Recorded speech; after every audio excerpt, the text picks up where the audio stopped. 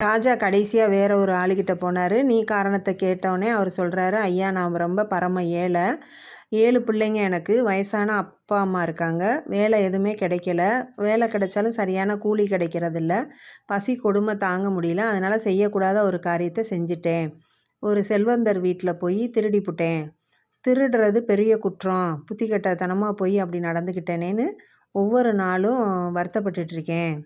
இந்த சிறை தண்டனையை நான் செஞ்ச தவறுக்கு முழு மனசாக நான் ஏற்றுக்கிட்டு தான் நான் வாழ்கிறேன் அப்படின்னு சொல்லி அழுதுகிட்டே சொன்னார். உடனே ராஜா சிறை அதிகாரியை கூப்பிட்டாரு. சிறை அதிகாரி வேகமாக, மன்னா ஏதோ வந்துட்டேன் அப்படின்னு சொல்லிட்டு ஓடி வராரு. இங்கே நான் ஒரு 10 பேரை விசாரித்தேன், அதில் அந்த 10 பேருமே இந்த குற்றம் நானாக செய்யலை, நான் இந்த மாதிரி தான் செஞ்சேன், ஆனால் என்னைய தூக்கி சிறையில் போட்டாங்க அப்படின்னு சொல்லி அந்த குற்றத்துக்கு நான் காரணமே கிடையாதுங்கிற மாதிரி பேசினாங்க. ஆனால் இந்த 11ஆவதாக இந்த ஆள் நான் தப்பு செஞ்சிட்டேன்னு சொல்லி ஒப்புக்கிட்டு பேசுகிறாரு.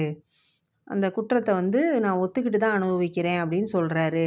அப்போ 10 நல்லவங்க இருக்கிற இடத்துல ஒரு கெட்டவன் இருக்கக்கூடாது, அதனால் இந்த தவறை ஒத்துக்கிட்டவனை உடனே விடுதலை செஞ்சு வெளியே அனுப்பு அப்படின்னு சொல்லிட்டு உத்தரவு போட்டுட்டு, அந்த தவறை உணர்ந்து சிறையில் இருந்த அந்த ஏழை குடும்பஸ்தனுக்கு ஒரு வேலையும் போட்டு கொடுக்குறாரு, அவரோட அரசவையில்.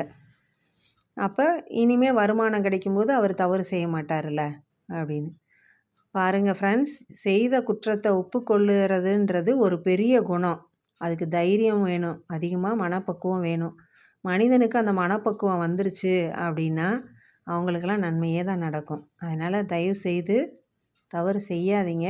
அதுக்கு மீறி தவறு செஞ்சாலும் அந்த தவறை நம்ம செஞ்சது தப்புன்னு ஒத்துக்குங்க. அப்படி